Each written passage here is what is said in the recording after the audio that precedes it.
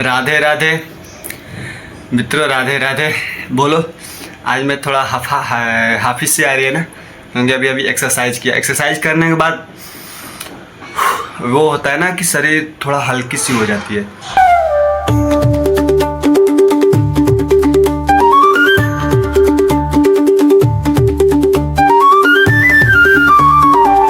आप लोग एक्सरसाइज करते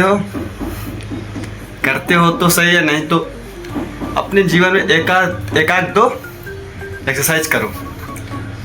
धीरे धीरे बढ़ता ही जाएगा। कम मन करेगा कि और करूँ।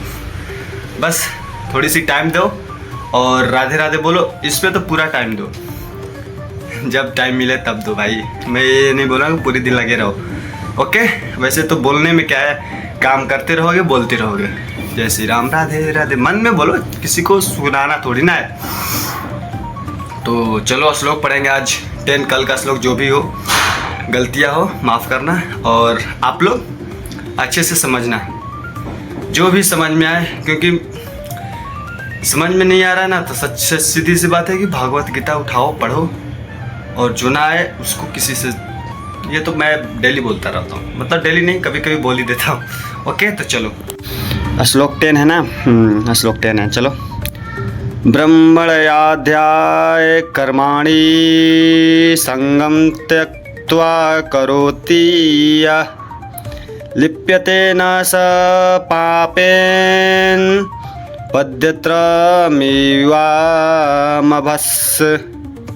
तो समझे? नहीं समझे होंगे क्योंकि संस्कृत है। चलो समझते हैं।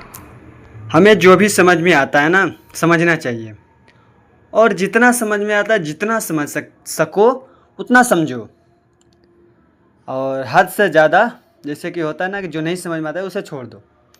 तो आओ श्लोक 10 यानी 10 पढ़ते हैं। पढ़ने के लिए क्या चाहिए हमें? दिमाग और अपना जो ध्यान है एक जगह केंद्रित कर लो, उसके बाद समझो। ओके, चलो। तो जैसे कि जो व्यक्ति कर्म फलों को परमेश्वर को समर्पित करता है या अर्पित करता है उनको,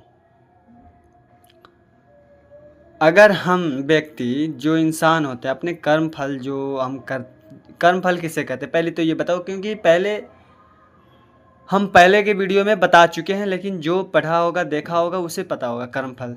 जैसे कर्म फल क्या होता है, हम जो कर्म करते हैं ना उसका टेंशन, ना कुछ सोचना, कुछ भी।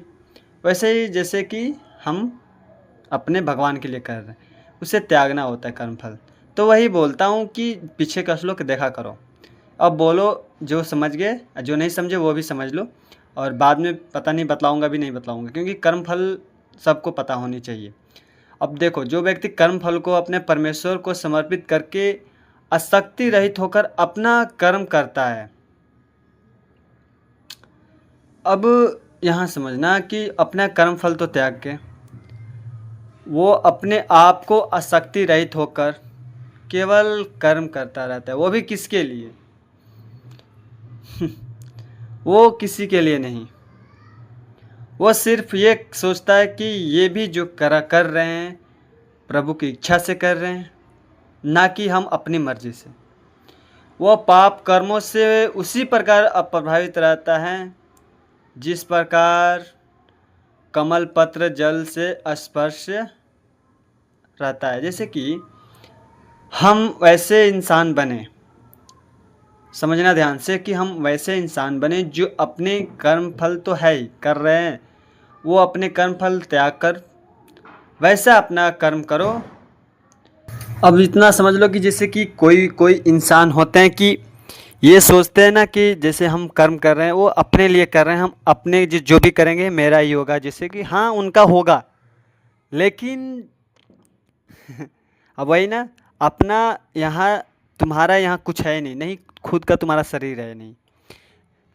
तो हम जैसे कि अपने आप को सोचते हैं कि मैं इतना कर लूँगा, ये कर लूँगा, ये रख लूँगा, वो कर लूँगा, जो मतलब कि अपने प्रति अपने इंद्रियों को तृप्ति के लिए जो करना चाहें वो करते हैं, जो कर्म करना चाहते हैं वो करते हैं, लेकिन हमें वैसा नहीं करना चाहिए। हमें कृष्ण भावनामृत बनना चाहिए। हमें किसके लिए कर्म करना चाहिए? भगवान के लिए।